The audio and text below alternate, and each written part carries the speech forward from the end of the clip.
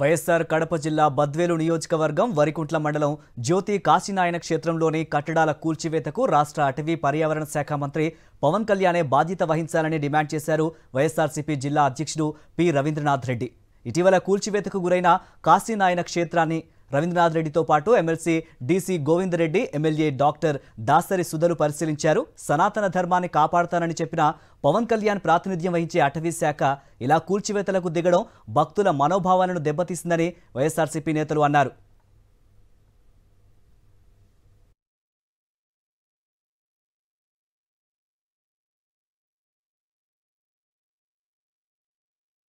ఇప్పుడు అధికారం మారింది, సెంటర్లో బీజేపీ ఉన్నారు. ఇక్కడ స్వయంగా ఈ బద్వేల్ కాన్స్టిట్యున్సీకి బంధువు అయిన ఎండోమెంట్స్ మినిస్టర్ గారు ఉన్నారు, మన ఇప్పుడు మినిస్టర్ గారు.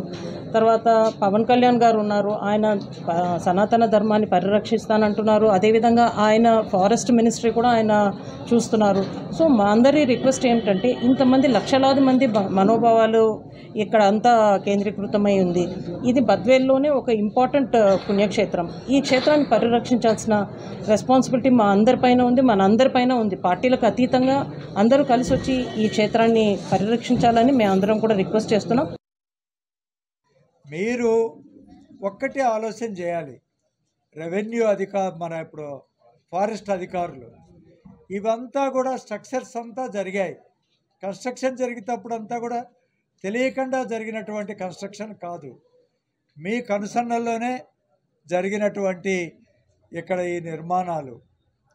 ఇప్పుడు దరిదాపు 12-13 హెక్టార్లలో ఒక 24-25 హెక్టార్లలో ఇక్కడ వ్యాపించినటువంటి ఈ సముదాయాన్ని అంతా కూడా మరి ఏ విధంగా మరి ఇబ్బంది చేస్తున్నారో మనందరం చూస్తున్నాం.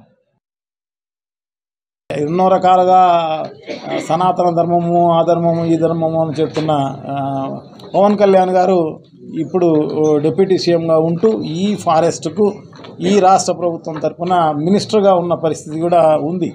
మరి వీళ్ళందరూ కూడా రిక్వెస్ట్ చేయడం జరిగింది పవన్ కళ్యాణ్ దగ్గరికి పోయి. సో మరి సనాతన ధర్మాన్ని కాపాడతాం మేము అని చెప్పేసి ఇప్పుడు నయా స్వామి అవతారం ఎత్తిన పవన్ కళ్యాణ్ గారు మరి ఎందుకు ఆయన దీన్ని కార్యాచరణ తీసుకోవడం లేదో